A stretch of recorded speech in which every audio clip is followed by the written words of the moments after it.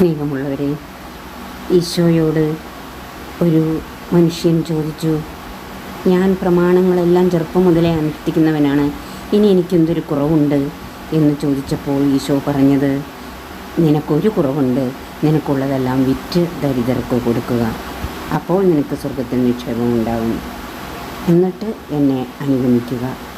പ്രിയമുള്ളവരെ, ആ മനുഷ്യൻ അത് കേട്ടപ്പോൾ വളരെ വ്യസനത്തോടെ തിരിച്ചു പോവുകയാണ് ചെയ്തത്.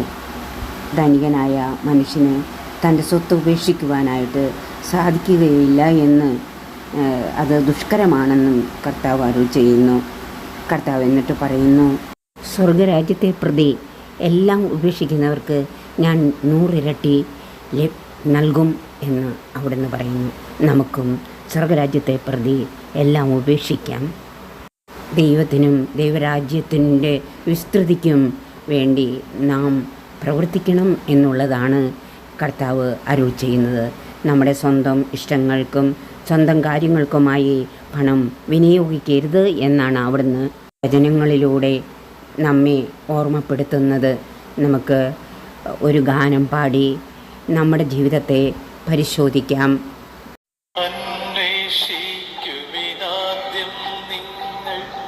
ദൈവത്തിൻ രാജ്യം എന്നാൽ